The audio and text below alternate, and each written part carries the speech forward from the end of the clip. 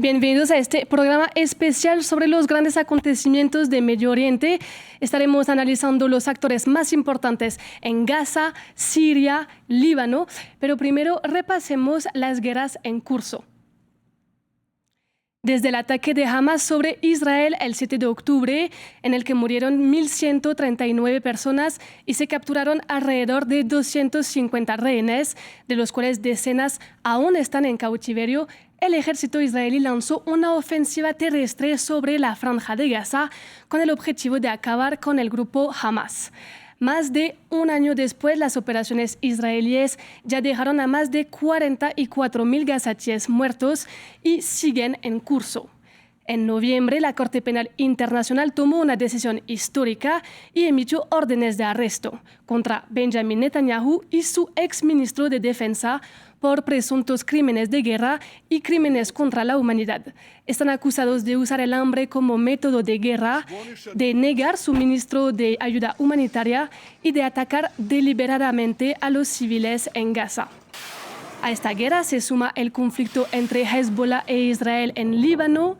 Desde el 7 de octubre, Hezbollah se propuso ejercer presión sobre Israel para que éste pusiera fin a sus operaciones en Gaza. El conflicto en este nuevo frente se manifestó con fuegos cruzados en la frontera sur de Líbano, el asesinato de varios altos cargos de Hezbollah por parte de Israel y la invasión israelí de Líbano el 23 de septiembre. En total, el conflicto dejó a cerca de 4.000 muertos en el lado libanés y al grupo Hezbollah muy debilitado. El 27 de noviembre entró en vigor un cese el fuego entre ambas partes, pero se siguen reportando muertos en el sur del Líbano y tanto Israel como Hezbollah se acusan de violar el acuerdo. Finalmente, Siria está viviendo un momento histórico. A finales de noviembre, una ofensiva relámpago dirigida por el grupo islamista radical Hayat Tahrir al-Sham, antiguamente afiliado a Al-Qaeda, logró derrocar al régimen de Bashar al-Assad en solo 11 días, poniendo fin a más de 50 años de dictadura y opresión. Para analizar todos estos temas nos acompaña Farid Kahat, internacionalista y profesor en la Universidad Católica de Lima. Hola Farid, muchas gracias por estar con nosotros. Lo primero que te quiero preguntar es, ¿cómo se conectan estos conflictos? Es decir, obviamente la guerra en Líbano es una consecuencia directa de la guerra en Gaza, pero ¿en qué el conflicto en Líbano, por ejemplo, abrió la puerta a que los grupos armados sirios pudieron llegar a Damasco y tomar el poder en Siria? Pero lo primero que habría que decir es que Siria es un ejemplo de un fenómeno creciente a nivel internacional. En 1991, solo 4% de las guerras civiles involucraron actores armados externos. En el año 2021 era el 48% de las guerras civiles. Entonces, no es un fenómeno nuevo. En el caso de Siria específicamente, el actor externo más interesado era Irán, que para evitar tener que enfrentar a sus rivales, Estados Unidos e Israel, en su propio territorio, había creado grupos irregulares armados más allá de sus fronteras o apoyado grupos de esas características que enfrentaran a sus rivales. Y por eso cuando Israel invade Gaza, las acciones de los grupos aliados de Irán contra Israel decían, o en todo caso se sostenían bajo la premisa de que si había cese al fuego en Gaza, habría cese al fuego en los demás frentes. Lo que Israel intentó hacer en Líbano y consiguió es lograr que Hezbollah acepte un cese al fuego en el Líbano sin que se tenga que cumplirse la condición de que haya primero un cese al fuego en Gaza. Pero además de Irán y sus aliados regionales, aquí han intervenido con sus propias agendas otros países. Rusia, que tiene en Siria su única base naval en el Mediterráneo. Turquía, que quiere impedir que se fortalezcan los grupos kurdos en el norte de Siria, que pudiesen ayudar a grupos kurdos a los que combate en su propio territorio. Estados Unidos e Israel, también por sus propios objetivos, y eso, diría, es lo que hace tan complejo el panorama, porque no son solo actores internos a los que hay que poner de acuerdo. Gracias, Farid. De hecho, para seguir con Irán, recordamos que hace décadas que Teherán dirige un eje de la resistencia para contrarrestar la influencia israelí y estadounidense en Medio Oriente. Este está constituido pues, por el grupo libanés Hezbollah que estabas mencionando, el grupo Hamas, milicias armadas en Irak y Yemen. Además, tenía alianzas con Bashar al-Assad. Hoy parece haber sufrido un golpe decisivo, pero el ayatollah Jamenei afirmó que el frente de resistencia se fortalecerá bajo presión y extenderá su alcance a toda la región. Farid, ¿cómo interpretar estos comentarios y cómo se encuentra hoy realmente este eje de la resistencia? A mí honestamente las expresiones de Jamenei, que habría que recordar, tiene 85 años y probablemente no mucho tiempo más al mando del Estado iraní, porque no solo por lo que ya mencionabas, ¿no? Sino que, por ejemplo, el eje de la resistencia no estaba unificado en torno a qué bando apoyar en Siria. Hezbollah, las milicias hutíes, aunque no participaron de los combates, probablemente estuvieran del lado del régimen, pero jamás siempre estuvo del lado de la oposición al régimen de Bashar al-Assad. Entonces, no solo están divididos, sino que además han sufrido grandes golpes. Hamas está a la defensiva y cercado en Gaza, militarmente hablando. Hezbollah ha tenido que aceptar que el cese al fuego en el Líbano no dependa de un cese al fuego en Gaza, y probablemente sectores de la población y del espectro político libanés critiquen a Hezbollah por el costo en que ha incurrido el país por acciones inconsultas de Hezbollah. Acaban de perder un aliado importante en Siria, porque Siria era la vía de transmisión para el envío de material bélico desde Irán hasta Hezbollah. Me es difícil creer que Irán tenga cómo revertir esa situación, salvo que decida avanzar con su programa nuclear, sea como un medio para negociar con Occidente, en particular Estados Unidos, sea porque realmente se propone adquirir una bomba atómica, pero en todo caso esto es especulación. Lo que no creo que vaya a ocurrir es que el eje de la resistencia se recomponga y tenga la misma capacidad de acción que tenía hace un año. Repasemos ahora los últimos acontecimientos en Siria para seguir. El grupo Hayat Tahrir al-Sham o HTS dirigió una ofensiva y tomó la capital Damasco el 8 de diciembre. Bashar al-Assad huyó del país y se refugió en Rusia.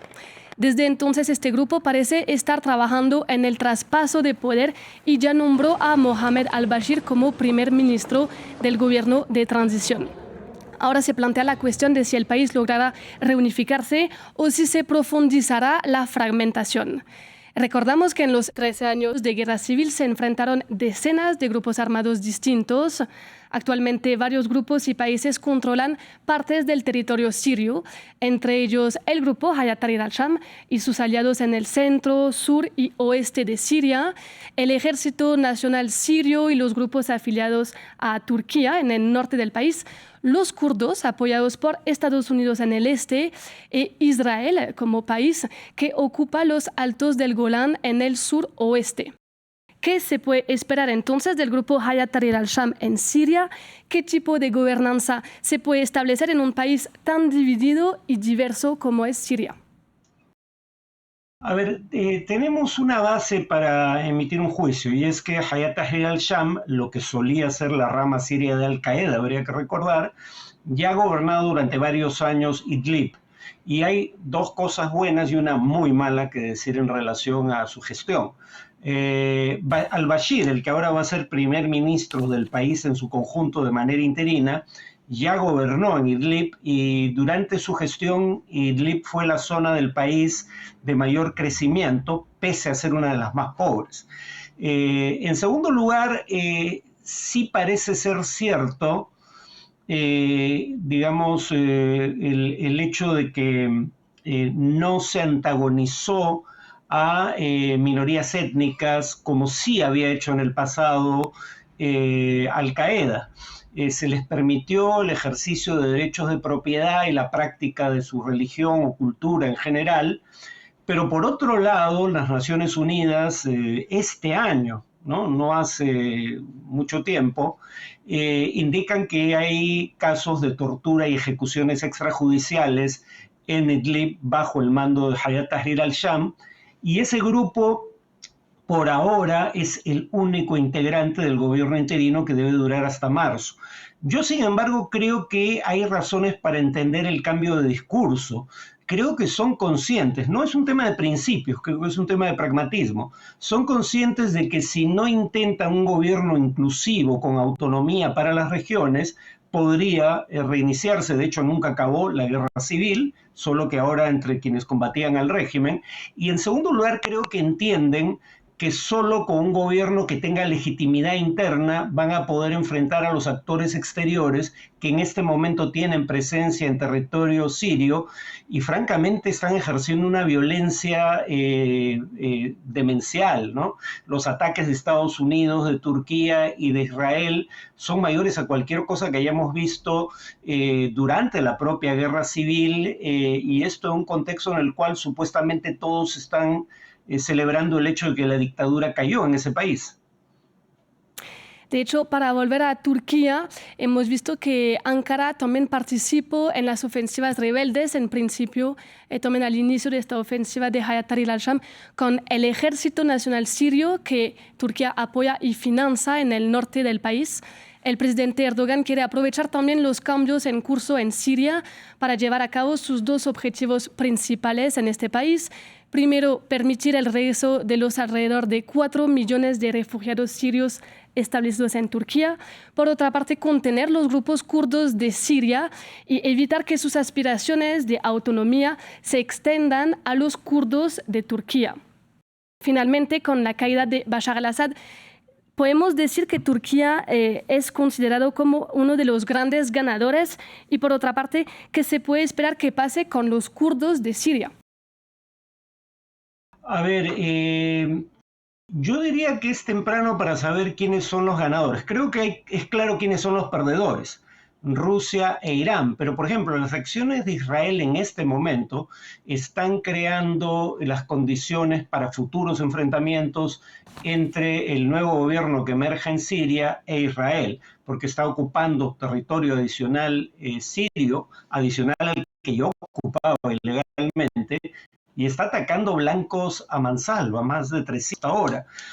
En lo inmediato es positivo, por ejemplo, para Israel que haya caído la dictadura de Bashar al-Assad, pero la conducta israelí puede sembrar conflictos futuros.